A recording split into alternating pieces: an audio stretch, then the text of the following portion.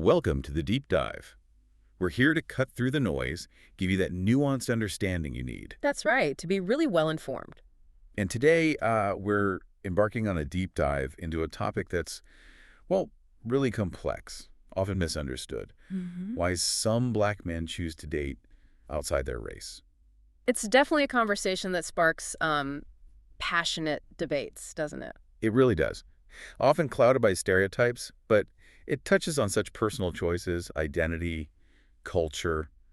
It feels incredibly relevant right now. Absolutely. August 22nd, 2025, and these conversations about identity are everywhere. Our mission today, really, is to move past those easy assumptions. Yeah, get beyond the surface level. Exactly. Explore the multifaceted reasons, foster some empathy, maybe challenge a few misconceptions.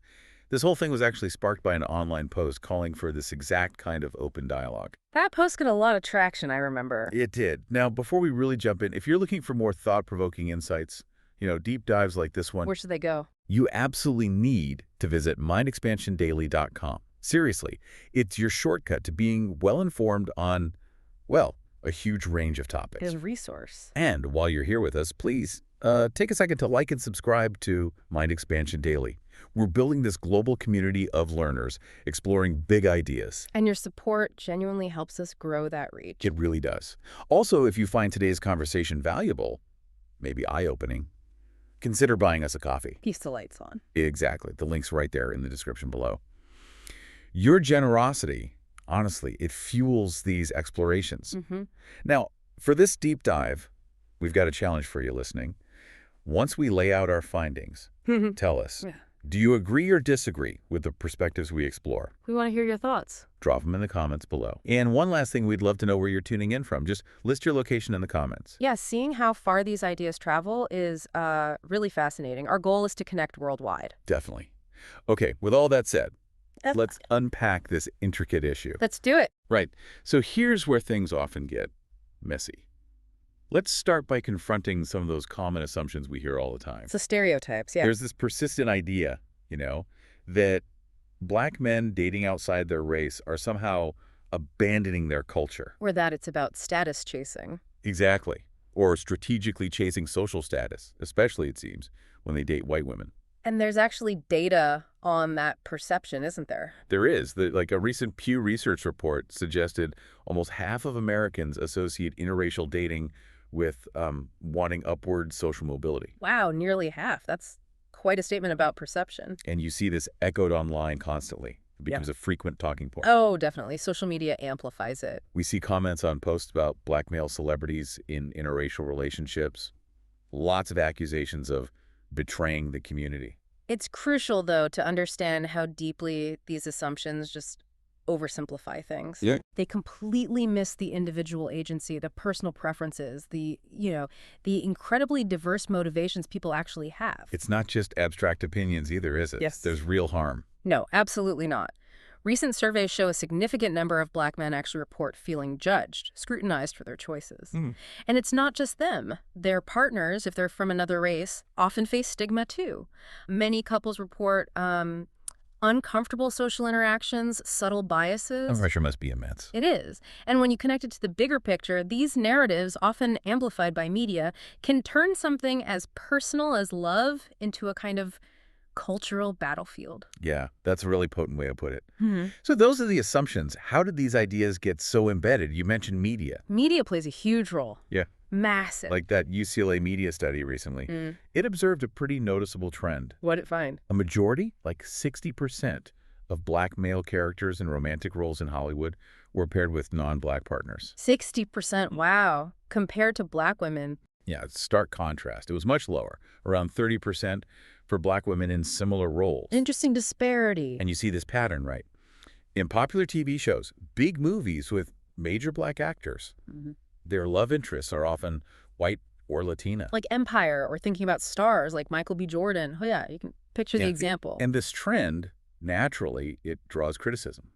Lots of online discussion arguing these portrayals skew perceptions of what black men actually prefer. Which brings up that really important question. What's the tangible, real-world effect of seeing that constantly? Right. Social media, of course, just amplifies it, pushes these images further.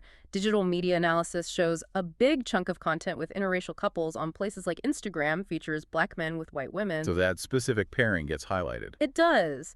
And this visibility, maybe unintentional, can create unrealistic expectations. Paul suggests, maybe over a third of young adults just assume Black men prefer non-Black partners because that's what they see. It becomes the default assumption. Yeah. But it's not totally one-sided. We are seeing a counter-narrative.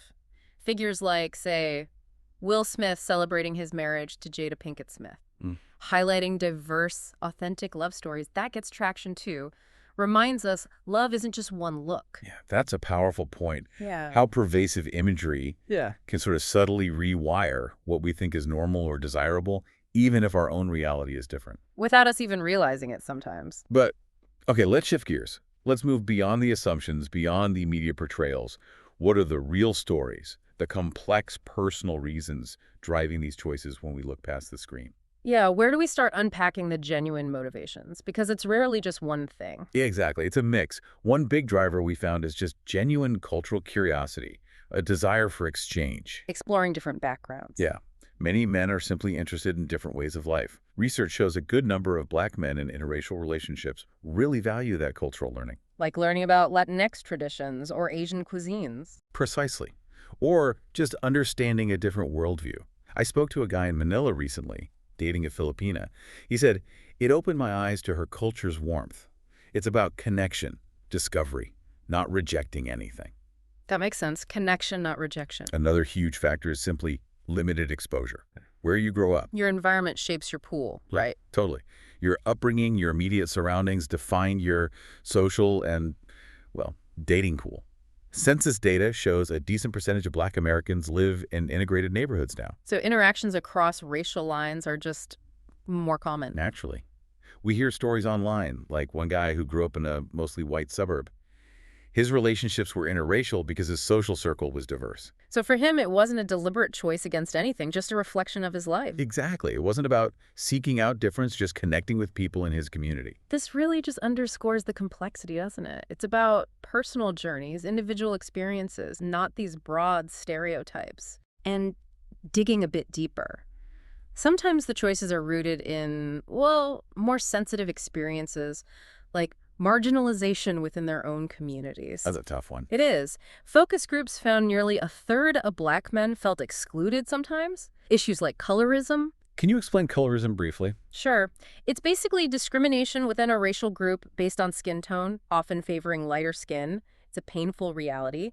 Or sometimes socioeconomic divides. And feeling excluded there might lead them to seek acceptance elsewhere. Exactly. They find validation, acceptance somewhere else. One guy told us, I felt judged in my community. My Latina partner saw me for me. That's powerful, just being seen. And then we can't ignore the subtle stuff. Societal pressures, beauty standards. Which affect everyone, really. They do, across all races. Some sociological studies observe that a notable percentage of men, regardless of race, might view lighter-skinned partners as more, quote, prestigious. Yes, that's uncomfortable. Mostly due to media. Often an insidious effect of media influence, yeah. And you see it reinforced online, too. Dating app profile analyses often show an emphasis on Eurocentric beauty ideals. So it's not always conscious, but it's there, in the background. Definitely. These pervasive cultural messages are subtly guiding perceptions of desirability, even if people don't actively think about it that way. Those insights really hit home. The unseen forces. So what does this look like on the ground? In real life? Yeah, the personal stories. We connected with several men, in Manila and online, to really understand their choices, bring the data to life. Good idea. Let's start with James, 32, living in Manila, dating a Filipina. He really emphasized his appreciation for her family-oriented culture. I said, for me, it's not about race. It's about shared values, feeling home, genuine connection. Shared values, that comes up a lot. His story resonated too, got shared widely online. Then there's Malik, 28, in the U.S., grew up in a diverse suburb. Like the example you mentioned earlier. Yeah. His interracial relationships just reflect his world, not a rejection of Black women. He put it simply, love isn't about race. It's about who you connect with, who makes you feel seen. Feel seen. Again, that's key. And Andre, 35, from Canada. He shared facing serious community backlash for dating a white woman. That must have been difficult. Immensely, but he stood firm. emphasized personal connection over stereotypes. Said, it's my life, my choice. My happiness comes from genuine connection, not what others expect. These stories really illustrate that point, don't they? Individual agency, personal connection, Yeah. that's the driving force for most interracial daters. Surveys confirm that. Connection over assumptions. Exactly. We also heard from Kwame, 30, online. He's actively seeking cultural exchange with his Asian partner, learning her language, immersing himself. So for him, it's about growth. Yeah, he said it's about growth and expanding his world, not status. And Tunde, 40, from the UK, his story was really poignant. What did he share? He talked about feeling marginalized by colorism in his community, undervalued, but found profound acceptance with his Latina partner. Wow. He said, she saw my worth, my true self, without the prejudgments I'd felt elsewhere. It's fascinating how these diverse voices just challenge the simple narratives. They really do. They remind you, love defies easy labels. It's so individual. Profoundly individual. These stories really underscore the human element behind it all. So zooming out again, what does this mean for the bigger picture? The societal level. Yeah. Interracial dating among Black men isn't just individual choices strung together. It reflects and maybe contributes to broader social shifts. Like the rise in interracial marriage overall. Exactly. Look at the stats. Like 15% of U.S. marriages were interracial in 2024. That's double what it was in 1980. A significant shift. It signals a diversifying society, changing norms, and understanding the real motivations, like we've discussed, fosters empathy. Which can help reduce that stigma some couples still face. About 20% report it, polls suggest. Yeah, reducing that stigma is key. Indeed. And globally. Interracial relationships really could bridge cultural divides, foster understanding. Some studies suggest about 30% of couples feel it strengthens community ties. How so? Well, their unions naturally blend traditions, perspectives. Think about the Philippines again, where maybe 10% of urban couples are interracial now. Okay. Those unions boost cultural exchange. You see things like Filipino-African festivals celebrating that blended heritage becomes visible, normalized. That's a positive outcome, but challenges remain, obviously. Oh, absolutely. Stereotypes still fuel a lot of online hate, maybe towards 25% of interracial couples, according to digital studies. Prejudice lingers. And those internal community struggles we touched on. Right. Colorism, classism within some Black communities, as noted by about 30% of men in one focus group, that can, unfortunately, push some towards seeking external acceptance. It's complicated. Very. But there's progress. Media reform, more films diversifying portrayals, education, dialogue. These things are shifting perceptions slowly. That online call for empathy got thousands of shares. People want more nuanced understanding. It seems so. You know, my own trip to Manila really brought this home for me, personally. Oh, yeah. How so? I joined this cultural festival in Quiapo. Yeah. Met loads of interracial couples sharing stories over, like adobo and lumpia. Sounds amazing. It was. Hearing this Black Filipino couple talk about blending traditions, celebrating Juneteenth and Filipino fiestas, it was just really powerful. Moved me. Seeing it lived out. Exactly. And I visited a community center doing interracial dating workshops. 50 people debating love, identity, connection. It echoed those online conversations, showing love crosses race when it's built on respect. Real people, real connection. Building a shared future, not abandoning a past. That felt like the core message. That's beautifully put. So, wrapping this up, what's it all mean? Our deep dive shows Black men dating outside their race isn't simple. It's this rich tapestry, right? Cultural curiosity, personal experiences. Even subtle societal pressures, yeah. But, crucially, not just a rejection of identity. The data points that way, too. 15% interracial marriage. 60% of daters valuing connection over race. It shows human complexity. And the conversations we explored, those stories, backed by those thousands of likes online, they really call for empathy over judgment. Which leads to, I think, a really important question for all of us listening. What's that? In this world that's just getting more interconnected, how can we, all of us, move beyond assumptions? How do we truly celebrate the sheer diversity, the depth of human connection in all its forms? That is the question, isn't it? A perfect place to pause and reflect. We've definitely unpacked a lot today. It's a topic deserving more conversation. Absolutely. And now we turn it back to you, our amazing listeners. Jump into the comments right now. Tell us, what's your take after this deep dive? Do you agree or disagree with the perspectives we explored? We genuinely want to know your thoughts. We really do. And please don't forget to tell us where you're listening from. Let's see, Mind Expansion Daily's global reach. Let's see the map light up. Yeah.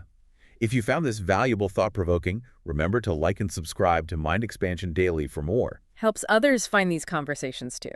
And if you want to support our work directly, that Buy Us a Coffee link is right there in the description. Every bit helps fuel the next deep dive. It truly does. For more explorations like this, always check out mindexpansiondaily.com. Keep digging deeper. Until next time, keep expanding your mind.